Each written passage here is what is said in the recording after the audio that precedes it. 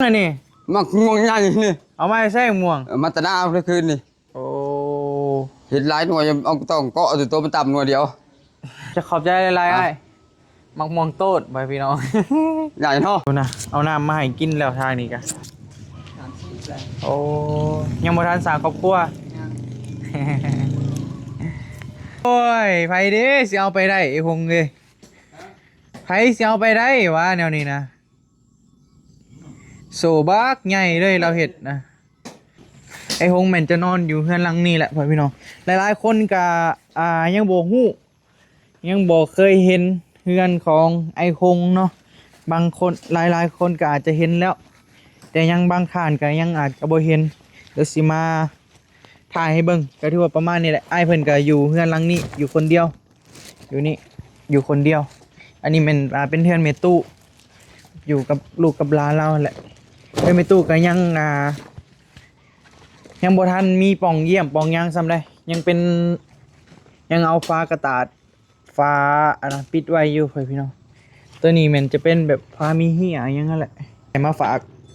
ขอบใจอันน่ากระตกเศร้าเลย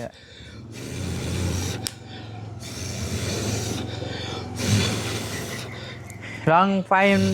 กระเด็นเข่าตาเด้อเว้ยฟ้ากระจาดพากระจาดฟ้ายังซะพาไม่เหี้ยเด้อฟ้ามีเหี้ยบ่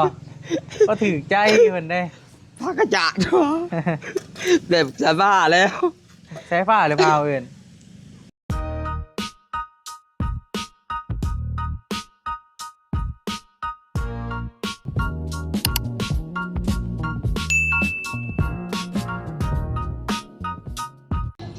โอเคพี่น้อยพอดีมื้อนั้นไอ้หงที่ว่าพ่อกับไอ้หงอยู่เฮือนแซฟ้าหั่นแหละว่าซั่นแม่เฒ่าถามหาว่าซั่นขึ้นมาลินนำแม่เฒ่านี่เด้อว่าแม่ตู้ของสายฟ้าหั่นแหละพ่อพี่น้องเอ้ยก็เลยมื้อนี้ก็เลยมาเช้าเนี่ยก็เลยถือโอกาสมาแวะเยี่ยมยามถามข่าวแม่ตู้ก่อนพอดีเห็นเพิ่นถามหานำไอ้หงนะก็เลยว่าเขามาหาเพิ่นก่อนพี่น้องซื้อไข่มาฝากเพิ่นบ่ฮู้ว่าเพิ่นอยู่หรือบ่บี้ก็เดินทางขึ้นมาเช้าเติบมื้อนี้กะอันนี้แม่นเป็นเฮือนของแม่ตู้นั่นแหละพี่น้องส่วนไอ้หงแม่นนอนอยู่พุ่นอยู่หลังไม้พุ่นแหละเด้อันนี้ก็คือว่าเป็นเฮือนน้องสาวไอ้หงว่าซั่นยังเฮ็ดบ่ทันแล้วเทื่อตัวนี้กะ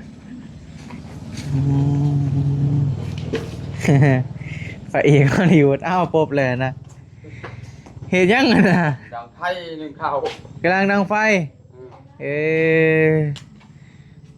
ใช่ว่ามีตู้ทำมาเป็นอยู่บ่ออกหน้าแล้วออกหน้าตัวเลขวันนี่บ่อยู่ซ้ำบ่โอ้ยมาหาบ่อยู่ซ้ำเนาะกำลังสิหนึ่งเข้าตีบ่ได้ไปเวียกบ่มื้อนี้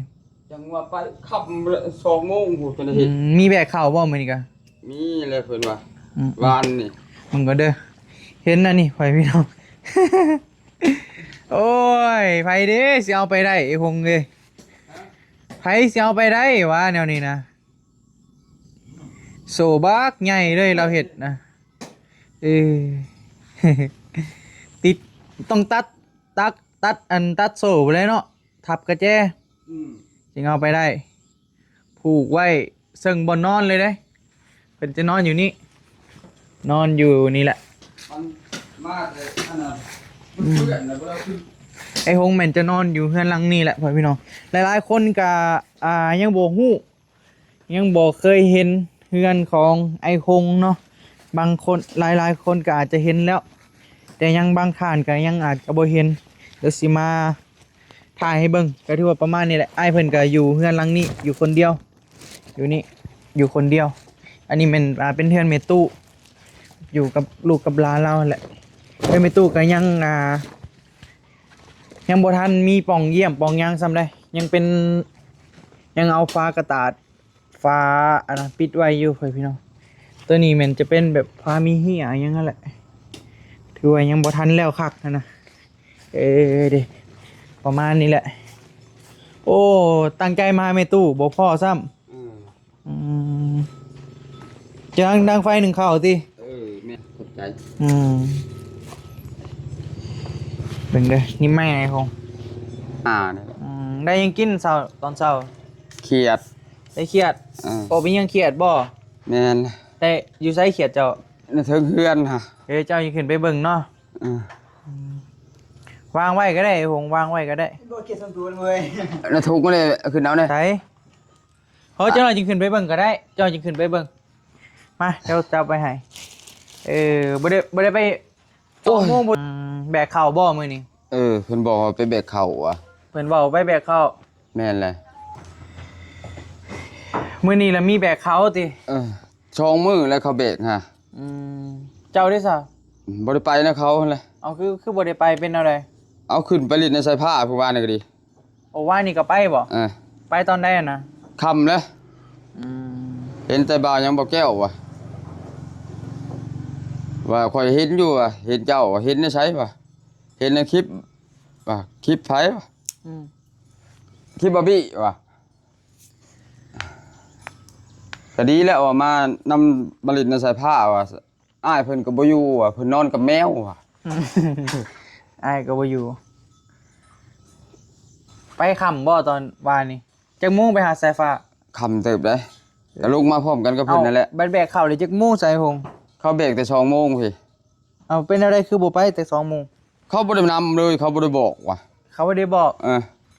ต้องเขามาบอกก่อนบ่จึงไป แต่เขาน่ะไปก่อนแล้วแบบนี้แหละ เอาแต่ก่อนเลยต้องไปก่อนแม่นบ่ ถ้ามีก็เฮ็ดแม่นบ่ถ้าบ่มี หา ก็ กได้เฮ็ดขนาดไปเลย อืม แต่บ่อยากโลท่านะ อืมบ่อยากรอท่า ลงไปจนฮ้อนหน้าคืนนี่ฮะดิเครียดก็ดี ใช่มึงดู เอาเฮ็ดอันนี้บ่กิน ไปการ ทอกใส่นั่นเด้แล้วหรือบ่ ได้ฮอดจักโตได้ฮอดบ่10โต มักม่วงเฮิมก็มีหน่วยหนึงเก็บมา อืม จะน้อยก่อนสิขึ้นเอา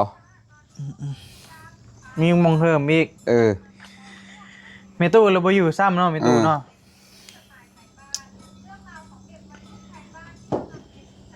มาลินน้ำเมตู้ว่าซั่น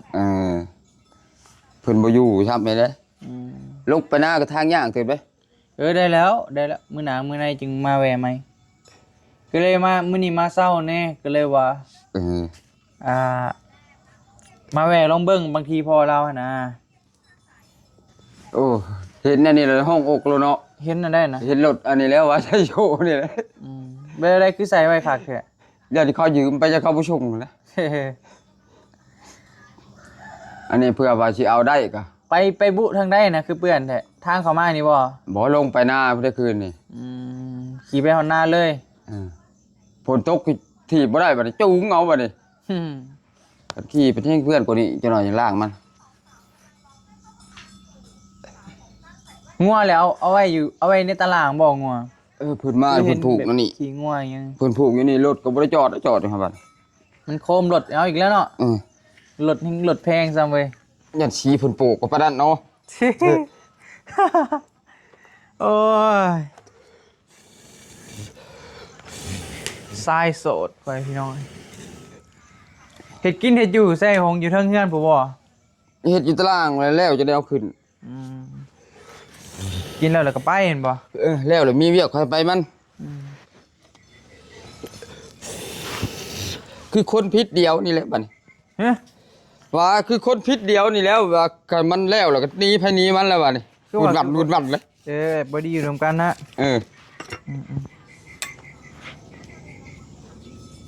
คือคนผิดเดียวบ่ติดซ้ำไอ้วงไม่มันเปียกเนาะฝนมันน่าก็ตกเศร้าเนี่ย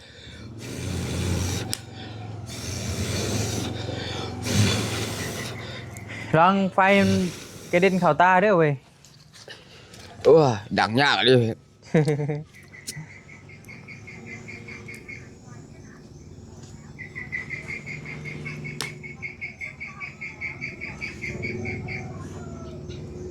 บัดจักโมงก็จะสิไปเวียก2โมงบ่วะ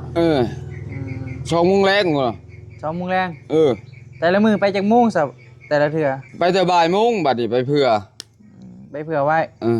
เฮาถามหมู่นี่สิใครแน่ใครกว่าหมู่ถาเฮาว่ะ ขึ้นแต่ละเทื่อมีแต่2 โมงแม่นบ่2 3 โมง อืม อืม บัดเนี้ยก็จะเฮาไปถามหมู่ใครแน่หมู่มีโทรศัพท์เฮาบ่มีบัดนี้เฮาบ่ฮู้ ว่าง่ายๆก็ไปแบบไปวัดดวงเลยนะพี่น้องจักฮู้หรือบ่มีเวียกบ่มีเวียกเนาะก็ไปเห็นบ่ มีเวียกแต่ละมื้อนั่น แต่ว่าสิได้แบกข้าวหรือบ่ได้แบกแม่นบ่ บ่ได้แบกรถใหญ่กับรถน้อยเพิ่นว่า อืม เข้าได้เต็มช้างเดี๋ยวนี้ มันยามมันเนาะ เอาเฮ็ดได้บัดนี้คือว่าแล้วเจ้าบ่มีโทรศัพท์เนาะ อืม เจ้าก็บ่ฮู้ว่าเพิ่นขึ้นตอนใด ก็เลยว่าได้ไปถามหมู่เอาแต่ละเทื่อแม่นบ่ ไปถามหมู่ไว้บัดนี้หมู่มันมีโทรศัพท์เบิดแต่ละคนน่ะนะ เฮ็ดไปนานแล้วก็ไปถามเพิ่นเจ้าก็ไปซ่าก็คือเจ้าฮู้เจ้าเว้าแหละบ่กล้าเฮ็ดน้ำเพิ่นแม่นบ่ ไปช้าเป็นหมู่ขึ้นก้อนบัดนี้นะ เฮาสิไปเฮ็ดตามหลังก็บ่คือเนาะ แล้วล่ะบ่ยังติ เอาเงินโฮมได้เท่าไหร่แล้วซะตอนนี้ มันบ่เป็นลิ้นนี่แหละคันเอาให้รุ่นนี้ก็ดีชื่อรุ่นนี้ก็ เอาคือสมมุติอยากได้รุ่นได้โทรศัพท์ตั้งโต๊ะนี่บ่ รุ่นแบบพอโทรได้นี่บ่ถ้ารุ่นสัมผัสนี่ก็บ่เป็นลิ้นแม่นบ่ บ่แท้ช่ำถือมันตะโคตร โอ้ยมีมันหนักเป็นได้เท่าไหร่แล้วเงินโฮม มันบ่หลายแล้วเงินดำล้านนี่แหละ โอ้ซื้อได้เด้น่ะเนาะโทรศัพท์ตั้งโต๊ะน่ะได้เด้น่ะ ได้บัดนี้คัน อืม ได้ก็ได้ไปเอานำพุ่นแหละสมโนน้ำสายผ้าพุ่นเลย เฮ้ย มันบ่มีชื่อสมโนนี่ให้สายผ้าแล้วไปลงให้จังได้ ไม่แหละมันต้องได้ลงทะเบียนได้เดี๋ยวนี้ต้องได้ลงทะเบียน คันบ่ลงทะเบียนก็โทรบ่ได้อีก แต่ว่าเปลืองเงินเด้เปลืองแห้งได้รุ่นนะเจ้าเว้าบุกสมมุติจะโทรหาลูกชายเจ้าบ่ฮอด10 นาทีเบิดเราจัก10 พัน อย่ามัน แต่รุ่นสัมผัสเลยก็เติมแบบรายเดือนนี่ยังไปก็ คันว่าตั้งโต๊ะก็ต่อตั้งโต๊ะคือกันนั่นก็บ่เปลือง โอ้ยคะแนนมีได้สัมผัสนี่ยันติดใจเลยนะมันเห็นเบิดเด้ได้เบิ่งลูกชายแหละแต่ละมื้อ ได้เห็นเบิด ไปโทรหา อัน กั นั้น นคือว่าเห็นเบิดก็สิตายนำอันนั้นอีกแล้ว เป็นอะไรนะ เฮาบัดหมู่เปิดเพลงตัวนั้นแล้วสิตายอีก โอ้ย หายอีกแล้ว ก็ไปหากันอยู่เด้สิเป็นหยังมันเป็นเรื่องเป็นอดีตเลยไอ้หงเอ้ยเราต้องหูจักปล่อยวางเลยไอ้หง คุดคูเขาอีกแล้วสิตายอีกแล้ว มันตามใจบ่ จักคนเป็นหยังแล้วมันสิกิกสิเกือกเท่านี้แหละ อืม มันหับบ่ได้ มันหับบ่ได้ อืม ความจริงก็คือความจริงอ่ะแหละคนเฮาบ่ได้อะไรเด็ดคนเฮานี่ความจริงบ่ได้ไอ้หงเอ้ย แบบนี้ตักน้ำมาใส่นะน้ำมาหนึ่งนี่ ร้านสาวบ่ อืมตัก อั มาน นี้ ข้า มั ง น เรานี่ ไอ้น้องบ่นี่ อืม น้องเจ้า เออ เอน้องเพิ่นสร้างครอบครัวแล้วบ่ไอ้หง ยัง อันนี้บ่โตผู้นี้ซื้อหยังซะ ชื่อปาน ซื้อปาน แล้วก็ ผู้หน้านั่นสร้าง น้อง ครอบ ละ ครัวเลย น้องหลาบ่ผู้ซื้อนะ ผู้นั้นน่ะสร้างครอบครัวแล้วผู้น่ะผู้หลานะลูกไกลเนาะมันนี่ติดแล้ว ได้เลยหนึ่งกินนำกันจากไอ้น้อง3ไอ้น้องบ่ แม่นเลย 3ไอ้น้องกับหลานคนหนึง ร้านน่ะออกไปหน้าน่ะ โอ้ จะน้อยก็ออก ไป แล้ว ไปหาแม่เฒ่าบ่เปลวได้ขึ้นไปหาลูกชายว่านี่ ก็พอลิ้นน้ำเพิ่นอยู่ดอกนั่งกอดเพื่อกันอยู่หั่นแหล้วหึงอีหลี เฮิงอีหลี ครึ่งชั่วโมงพุ่นเลยจังได้หนีแต่กัน เจ้าสิเมื่อบ่หรือสินอนพี่เพิ่นว่า อืม เมื่อแล้ว อยากให้นอนนี่บ่ เจ้าสิ ควัน อยู่ เดี๋ กั ยว บไผ ผม ซะ จะมานั่งพี่ไอ้วง เจ้าสิอยู่กับไผว่ะอยู่กับแมวว่ะ อ้ายบ่อยู่เด้ นายไปลินว่ะจักสิมาบ่มาว่ะ บ่มาซ้ำ จักโทรมาก่อน จะมุ่งลงมาว่านี่บ่ค่ำบ่ บ่นะ จะมุ่ง ประมาณนัง6:00 นนี่แหละ ไปเด้4 โมง 5 โมงบ่ ว่าเจ้าเมื่อวิทย์เฮิงเติบนั่งนำกันนะ แต่ก็เลยลงมา ลงมาพร้อมกันนะเพิ่นว่าออกก้อนเจ้า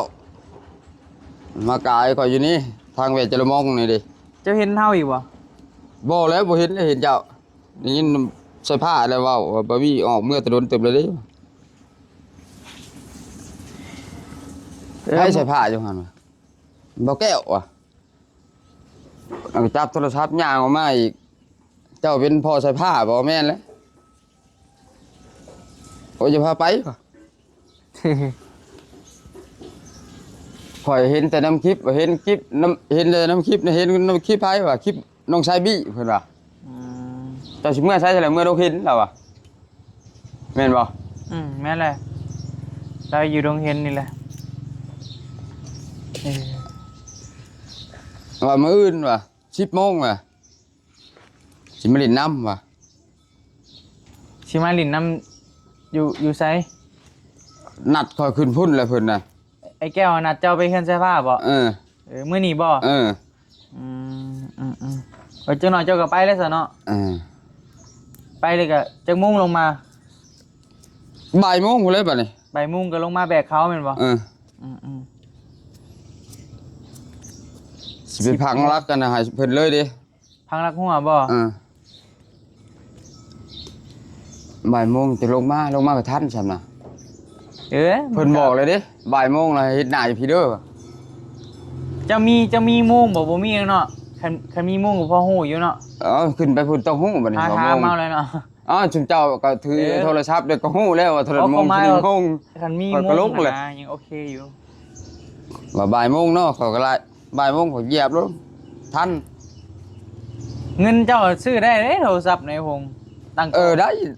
มันหนักถามว่าชายผ้าเจ้าลงทะเบียนขอได้บ่ได้วะเจ้ามีสมุนครัววะพอได้ติดต่อหาลูกเด้เจ้าอยู่ในนี่นะมันบ่มีเลยสมุนครัววะแต่เก่านะขึ้นกับสมุนครัวเทือนชายผ้าเบิดว่าง่ายๆก็เท่าแบบเจ็บไข้ยังขนาดกลางคืนกลางค่ำกลางคืนมาคอยโทรหาพ่อเนาะแม่นบ่เจ้าก็แล่นไปแม่นบ่ตูดไปใครได้เนาะพอได้ติดต่อหากันอยู่คนเดียวนะเด็กน้อยว่าแบบนี้แล้วเป็นเจ็บเป็นไข้แต่ยากหรืออ้ายก็บ่อยู่มีแต่อยู่กับแมวน่ะไผสิช่วยไผบ่ได้อยู่กับแมวคันว่าแมวเป็นไข้นี่ใส่ผ้าช่วยได้ใส่ผ้าเป็นไข้แล้วแมวช่วยบ่ได้บัดนี้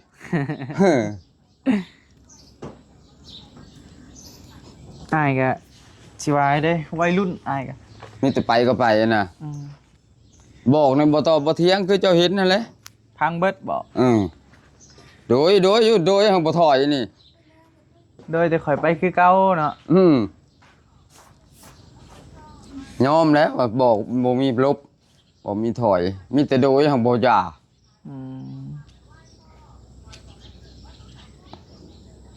เจ้าก็บอกหลายเติบไม่เจ้าเนาะฮะเจ้าก็ได้บอกหลายเติบเลยเนาะมื้อน่ะก็บอกเนาะบอกแล้วก็มันบ่ถอยนี่สิละคนผู้เก่ามันเด็กน้อยเด้หงตามมันนั่นแหละ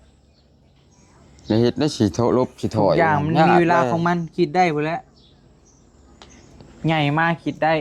ฮอยามอยากได้อยากมีพุ่นแหละเดี๋ยวหน่อยไปสินั่งกอดกูไม่ให้อีกเด้อแม่นแล้วไอ้บี้เคยบอกเฮาแล้วพ่อเฮาเคยบอกเฮาแล้วเลยตีไผบัดนี้ตีตัวเองเลยบัดนี้ตัวเองบ่พังเด้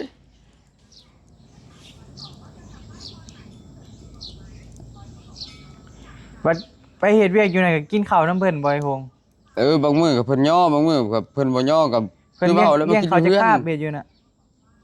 เรียกข้าวตะคาบเดียวนะครับเที่ยงเลยคาบเที่ยงคาบแรงแล้วมากินอยู่เฮือนบ่เช้ากินอยู่เฮือนเที่ยงไปกินน้ำเพิ่นสมมุติถ้าบ่มีแบกข้าวก็อันน่ะบ่ก็เฮ็ดจังบัดนี้บ่มีแบกข้าวมันย่างขึ้นไปพุ่นเว้าแบบคือเจ้าเฮ็ดนั่นแหละมันเป็นเวียกแล้วเนาะเพิ่นนักใส่นั่นใส่นี่เห็นบ่มันพอได้เฮ็ดโลดขึ้นไปนั่นเจ้าผัดบ่อยากย่างตอนไปแบกปูนแบกหยังเขาได้ซะเขาเจ้าให้เท่าใดแบกบล็อกแบกหยังนะ จักกันน่ะบ่ได้เบรกเถื่อบอก เอาแซ่ว่าเฮ็ดอยู่หันเวียดเฮ็ดเวียงหยังซะ น้ำมัน โอ้แบกข้าว ดู สีข้าวมันเป็นธงสีข้าวใหญ่เด้อเนาะอยู่น่ะเนาะแม่นบ่ คงชี้น่ะตายแล้วเท่าชื่อแต่เข้าชื่อ โอ้ซื้อข้าวขายไปขายมาอยู่น่ะแน่นอนบ่ ชื่อมาแล้วขายออก อืม มันต้องมีดอกเวียกเขาน่ะแต่ละมื้อนั่นรถเขามาขายเนาะ เดี๋ยวบ่อึดดอกแพงบ่ข้าวยำนี่คง เออ โลเท่าได้นะ 7,000ปลายแหละบ่ โอ้ข้าวสารก็มีบ่อยู่นะ บ่ค่อยเห็นดอกข้าวสารน่ะ มีแต่ข้าวเปลือกเนาะ เอาขึ้นรถพ่วงเพิ่นขายไปใช้ไปเวียดแล้วเนาะ บ่ลงทางผู้ปักช่องบ่ได้ ฮะ ปักช่องบริเวณนี่เด้ ปากซองบริเวณ อืม โอ้โอ้โอ้เห็นแล้วเห็นแล้ว เบิดหาก็ แม่นล่ะ ชี้แก้ตัวอีนี่แหละภาคซิโนไปค่ะ ปากซองสุดยอดเลยหงสีใหญ่เซนูก็ใหญ่คือกัน มีโรงอบแน่แล้วเนาะ คักแล้วน่ะเป็นโกดังบักใหญ่นึงหงสีเจียตุยเขาบอกแล้วอ่ะเป็นได้ชายโสดได้เฮ็ดกินเองอะนะ แล้วเนาะบ่หานขู่ครองมา บ่จะยังบ่ทันได้ มา จัก อยู่ ได้ น ยังบ่ทันได้จักได้จักเฮ็ดได้แหละ เป็นอะไรคือว่ายังบ่อยากได้ โอ้ย ยังบ่ทันใหญ่บ่ ฮะ ยังบ่ทันใหญ่บ่ บ่แม่นทันใหญ่ยังบ่จักได้ยากยากหลายอะ เออเขาเลี้ยงเพิ่นบ่กุ้ม ยากยังโบยเอาไปจังว่าลูกกูนะบัดลูกข่อยมาน่ะ อืมแม่อะไรโหอยากเป็นสไตล์ไหนอะไรลูกเจ้าลูกข่อยเนาะ กันเขาบ่ติใครอยู่ อืม ก่อนสิเอาเนาะถามก่อนเวลาลูกข่อยลงมาเจ้าสิรับได้บ่ ตอนแรกก็หับได้แหละตอนหมักกันเนาะดนๆไปเด้ ห้ามบ่ได้แล้วข่อยบ่อยู่น้ำใดนี่โดนกะยา เอาถ้าเอาเมียนี่ก็สิเลี้ยงเขาเจ้ากุ้มอยู่ไอ้โห ฮะ เลี้ยงกุ้มอยู่ว่าแหละ ก็บ่เว้าดอกว่ากุ้มยอลิโลน่ะเอามาก็เขาแลหนึ่งข้าวหนึ่งน้ำเฮาต้องหาเงินให้ใช้ใครได้ มือเท่าไรหาเงินให้ใส่ โยมมือได้ก็ได้แล้วคือเว้านะ มือละแสน เออ ให้เบิดเลยบ่ เอาไว้พี่ช้าง เออเออ กันลงเฮือนไปเลยได้ ลงเพื่อนไปได้รถเป็นบ่ เออ เออเป็นจ้างทางหญ้าทางหยังก็เฮ็ดเบิดเนาะ เออเจ้าไปลีกมันอันบ่เฮ็ดแล้วตัวนี้มันก็บ่ได้ เป็นลงเพื่อนไปเลยได้นะเงินแมันบ่ ดูดน้ำมันเด้อถอกน้ำมันเด้อก็ถอก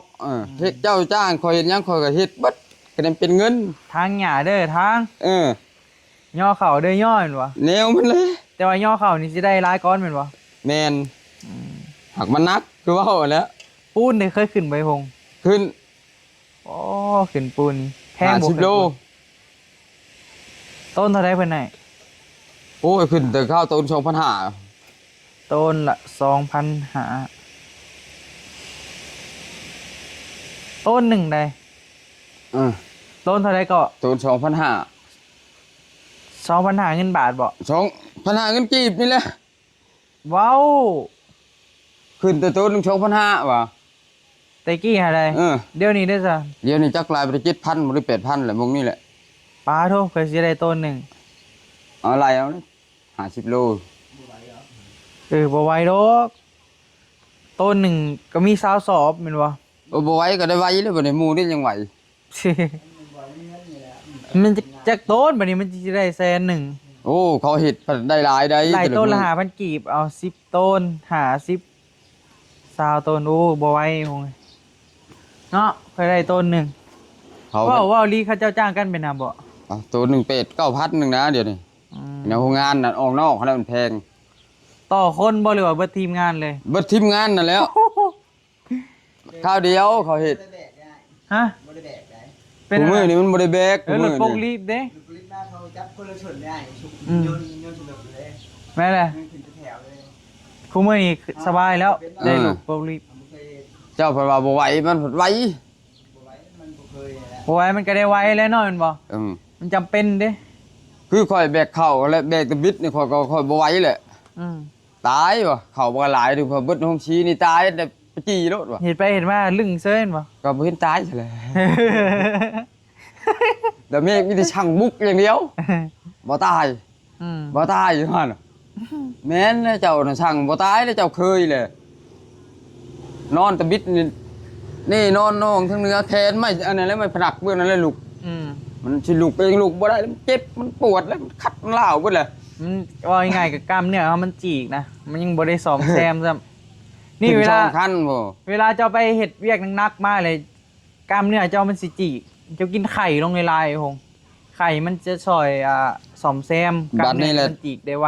คือคู่มือนี่เด้สิแหละเราว่าพ่อกันเด้เราเลี้ยงควายอยู่นะหนทางบ่เห็นตายบ่ เพราะ ยา คุ ม มื บุ อ ญ นี่ มึงคือไปเลินบุญเชยอยู่อ่ะ มันสิ้นแล้วคุมือนี่เนาะมันเป็นเรื่องธรรมดาหน่อยหงเนาะเป็นได้หงพลบ่พระบ่ โบได้ บ่พระบ่ มันตัวนี้บังเลยดิ จักปี้เลยพากระจาเจ้านี่ โอ้หลายแล้ว ก็ทนเนาะพานี่เนาะ อืม แผ่นละแสนกีบพ่อพี่น้องคุมือนี่นะ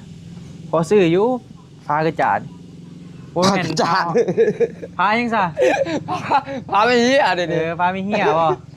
ก็ถือใจเพิ่นได้ พากระจาดแบบจะบ้าแล้ว ใช้ฟ้าหรือพาเอื่นฟ้ากระจาดทรายโสดสเปคไปได้สเปคคะแนนแบบคะแนนซิมีใหม่นี่ จังห โอ้ย วะจังหวะนี่เลย บ่มีสเปคถือใจก็ได้หมด เอ้ยหงเอ้ย ตั้งใจนะว่าสิมาลินน้ำในตู้เต เออ บ่ เอ้ยได้ยินเจ้าว่ามีตู้จมหาเด้ อ่า แรงว่านี่นะ แม่นบ่ ออกตัวแรกวาดนี่ลู สิ ก มาลิ้นน้ำเพิ่นและซื้อ ตะกี้ ไข่ ว่า ไก่ เพิ่น มา สิ ฝาก สิบ่ออกว่าจักเพิ่นขึ้นได้ บ่พอกัน งัว ซ้ำ เพิ่น เนาะ บ่อยู่เพิ่นไปติ ลมกับลำม่วนเด้ลมกับแม่ตู้เราลมม่วน เราเล่าอยู่ เออ เราแต่งานผู้ฮู้เจ้าอีกสิมาเนาะ อืมมื้อหน้าพุ่นแหละมื้อใดมาเช้าๆสิมาแวะอีก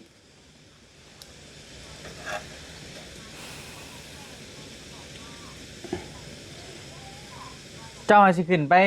ไอ้แก้วนัดเจ้า10โมง ให้ไปหาบ่ เออ โอ้มีแนวบ่จักเด้เนาะ จั นั ก ดกัน ว่า ไว้บ่อยหง จังหวะนี่แหละเพิ่นว่าโอ้ยชื่อเอ็มร้อยมาต้อนเด้อขึ้นมาลิดน้ำนี่เด้อ โอ้คัก สิ แล้ บโมง ว ว่ะ มีแนวแล้วคันมีแนวนัดกันนี่ เจ้าให้ข่อยขึ้นมาจักโมงเจ้าสิมาจักโมงถามข่อย อืม ข่อยน่ะบ่ยากได้เจ้าบอกข่อยรู้ว่าจักโมงแล้วข่อยขึ้นมาฮอดว่ะเจ้าว่า10โมงให้ข่อยขึ้นมา10โมง รถข่อยก็มีพอแห้งแล้วเนาะ เฮิงเตอบ่ขี่มาแต่บ้านก็บ่เฮิงปานใด เจ้าหน้าที่หงฮอดบ่10 โย่30หรือ20พุ่นแหล้ว ว้าว จะฮอด ฮอดบ่เฮ้ย ข่อยขึ้นมื้อน่ะจักโมงจักเจ้าหน้าที่สิแหละ ประมาณ20นาทีฮอดบ่ประมาณนี้แหละเนาะหงเนาะใกล้เติบอยู่เนาะ เมื่อยหนึงบ่แล้วแม่นบ่ ก็ธรรมดา ได้เศร้าบ่หรือว่าปั่นจนฮอดเลย จนฮอดพุ่นแหล้ว ปั่นทีเดียวฮอดเลยแม่นบ่ คันลึงเลยก็โอเคแล้วบ่เมื่อยแล้ว มันก็คือเว้านั่นแหละมันก็บ่ผิดบ่ได้ อืมมันของแท้ของใหม่เนาะ แต่ว่ามันเก่าคือว่าเด้ หักซาวอะแล้วเว้ย มันยัง มัน บ่ เติมกันแลดมันเติมมันยังมันนั่นแหละ มัน เติมลีน ยังใหม่ ใส่ แล้วก็คือเว้ามันหมอนแน่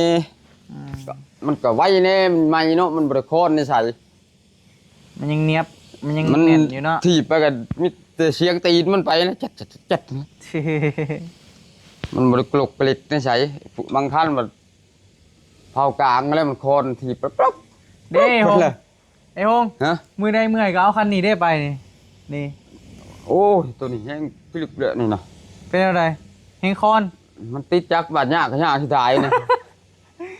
บาดมันนั่นขี่เฮาติเฮาสิตายเนาะ ยุ่งในยุ่งเลยเนาะ เออตัวนั้นแหละมันขี่เฮาอันนี้ใครเด้อันนี้บ่ย่านนะใช้ มีแต่ตีนบ่หัวกับโซตกแล้วไปได้เลยเห็นบ่ ตีนนั่นแหละตีนบ่หัวก็ไปได้เนาะ ยอมหับได้โชว์ดมบ่ย่านมันตก อืมสูบ สูบก็ซื้อมาให้ได้มีแต่เติมและมันอ่อนก็เติมเลยหงเด้อ ตีนมันจะแข็งดีนะ มันเติมตลอดถ้าตีนอ่อนนี่เรียบร้อยได้รถนี่ ยัดยางมันหัวเนาะ แม่นยางมันอันนั้นนึงยางมันน้อยอะว่าง่ายๆบ่คือยางรถจักรเขาเด้อมันอันนั้นแหละโอเค กับระวังแต่นิ้วมันจะนิ้วมันย่านนะมัน ป้า ปัก สายหงเด้อกลับปะก่อนบัดนี้เด้อ เออ เด้อพูดละมื้อหน้ามื้อในพอกันใหม่ป้าซะพ่อพี่น้องเอ้ยสำหรับคลิปนี้ลำลาเลยเด้อเนาะเดี๋ยวพบกันที่คลิปใหม่สบายดีเด้อ